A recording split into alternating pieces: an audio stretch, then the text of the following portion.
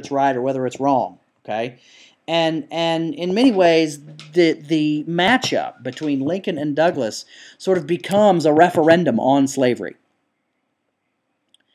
And what's the other sort of interesting thing about the way politics worked back then is that Lincoln and Douglas, the way these debates would work, is they would ride from town to town together. They would often ride into town on the same horse, okay, throughout Illinois, find wherever the local gathering place was, whether it was a town square or a pub or whatever, and then stand up, kind of announce what time they were going to start, and then stand up and start debating each other, and then, sort of go to bed, usually sleeping in the same bed, because it's the way, hotels, inns worked back then, taverns.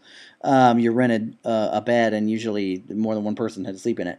And then the next day, get on the horse and go to the next town and do it all over again. And in these debates, Douglas refers to Lincoln as a Negro lover, and all these sorts of things. Really tries to play on people's racial fears. That if Lincoln has his way, we would be the slaves and everybody else would be, and the blacks would be in charge and all this sort of stuff. Lincoln responds to this by saying, because Douglas says, this man actually thinks that black people are your equal. How crazy is that? And Lincoln says that, I don't know if a black man is my equal. But according to my understanding of the Constitution and the Declaration of Independence and what this country was founded on, a black man ought to have the right to prove that he is my equal. And slavery does not give him the chance to prove that he is my equal. Now, Lincoln is a long shot candidate. A lot of people don't even know who he is even still at that point. But when the election results come in, Stephen Douglas does win. But he doesn't win by much. And so this does several things. One is it seriously damages Stephen Douglas's hopes for winning the presidency, because he didn't win this election very convincingly.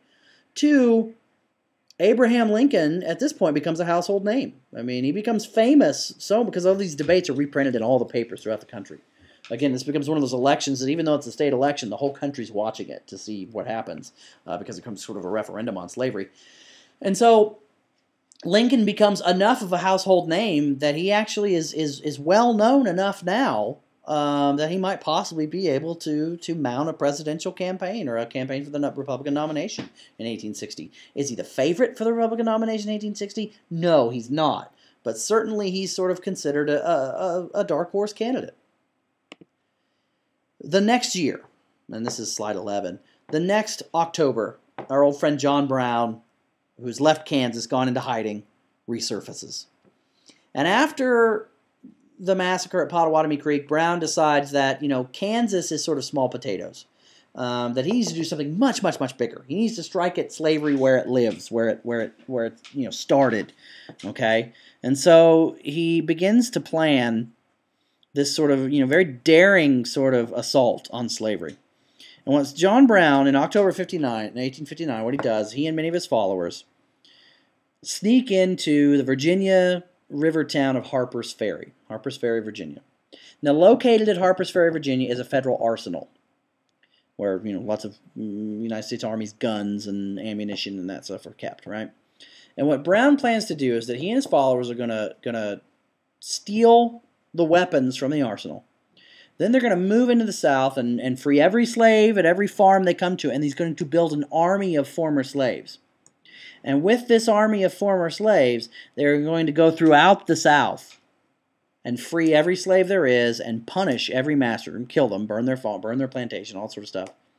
And then head off to the Appalachian Mountains and sort of create their own sort of society.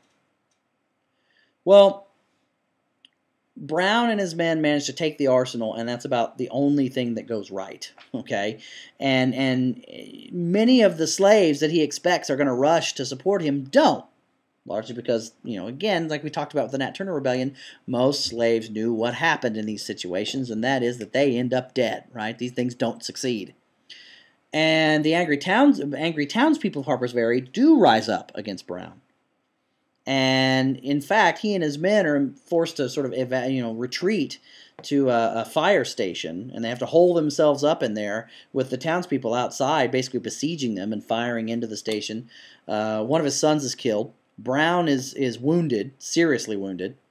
And then the next morning, the United States Army arrives. I mean, you did just, break into a federal arsenal, and then obviously the United States Army is going to respond to that. And federal troops, under the command of a colonel named Robert E. Lee, storm the firehouse, and Brown is wounded, and he is taken into custody. And he is turned over to the state of Virginia to be tried for treason against the state of Virginia, which is somewhat weird. The idea of treason against the state is sort of weird.